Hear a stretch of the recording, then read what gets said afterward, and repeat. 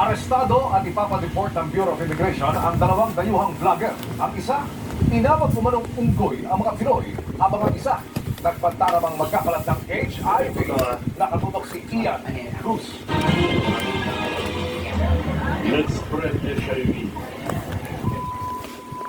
Marami ang nangamba sa viral video na ito ng isang Russian vlogger na nagbabantang magkakalat naman siya ng Human Immunodeficiency Virus o HIV sa buong Pilipinas.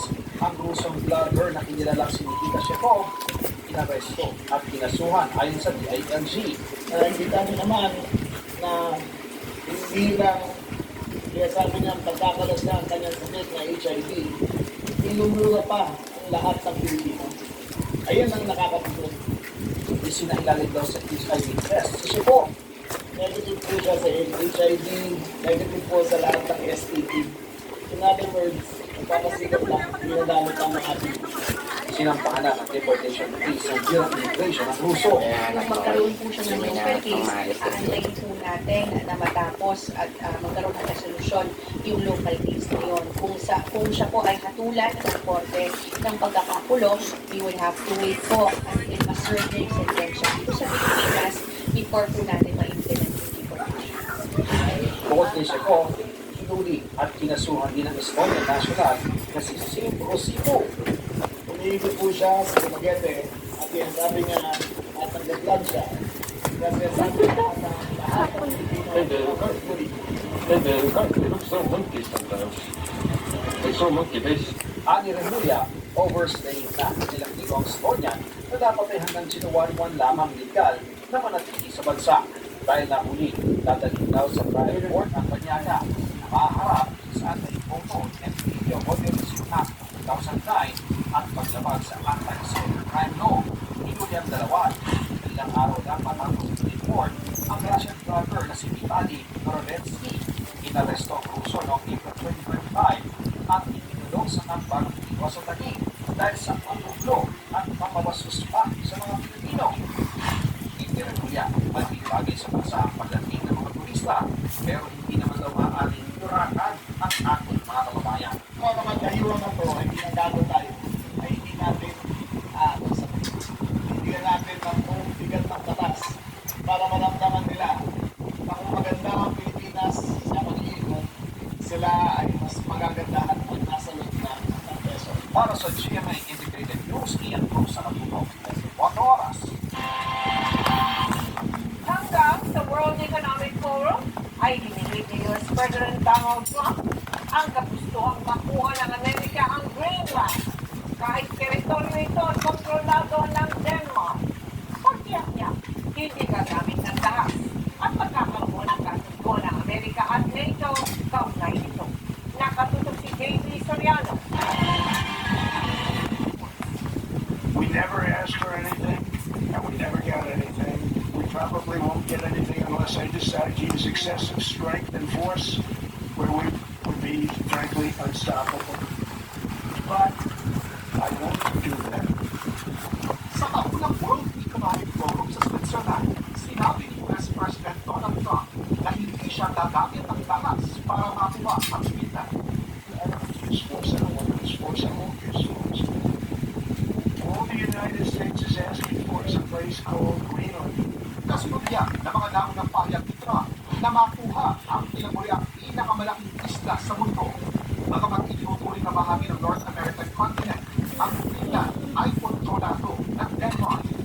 Nauna nang sinabi ni Trump, nais niyang bilhin ang Greenland o gumamit ng ibang paraan para makuha ito. Kabilang na ang military action. Ang kagustuhan niyang makuha ang Greenland ay dahil mahalaga raw ito sa national at international security at sa pangambang sampupin kumang ito ng Russia o ng China. Big, beautiful piece of ice. It's hard to call it land. It's a big piece of ice. So we want a piece of ice for world protection, and we won't give it up. Sabi ngayon ni Trump, magkakaroon ng kasunduan ng Amerika at ang North Atlantic Treaty Organization o NATO kaugnay sa pinabukasan ng Greenland. Bago pa nga dumating si Trump sa Switzerland, may mga nagprotesta na sa Davos laban sa anti-authoritarian tendencies ng nakaupong US President. Para sa GMA Integrated News, Soriano, nakatutok 24 oras.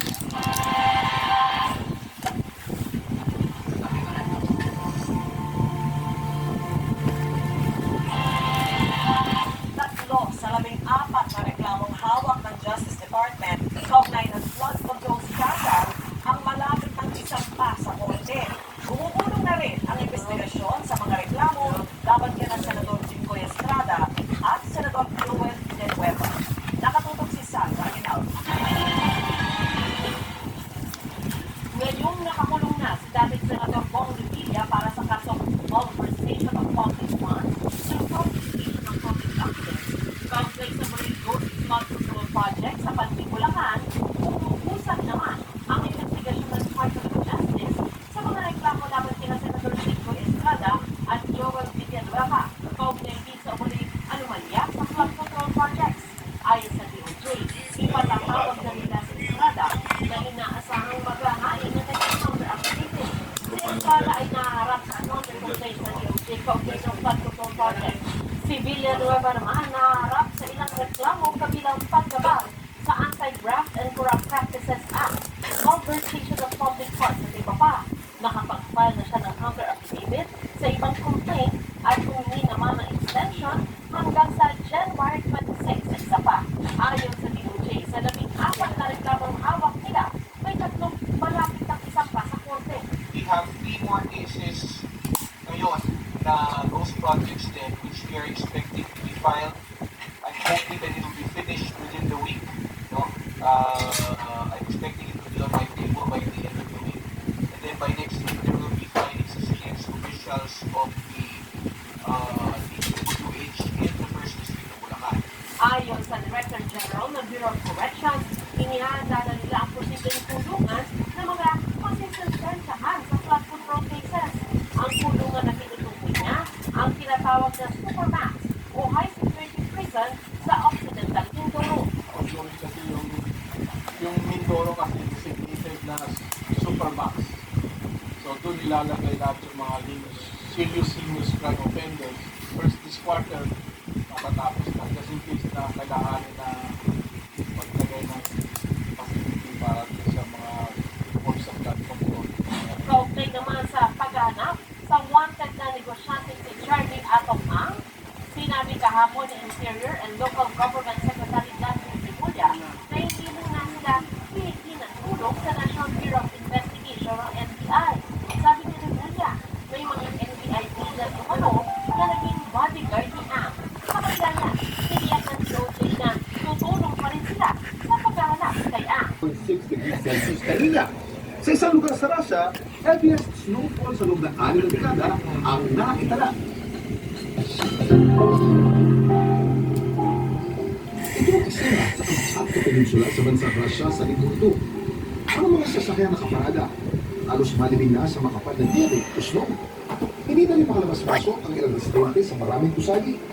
Na-block na kasi na naglalaki ang snow drifts ang mga entrance o pasukan nito. At ang ilan naman sa mga ito halos sigtaas ng mga establishmento at gusali. Ang ilan naman, para lang makauwi, kinailangan pa muna makukay na kanilang madadaanan.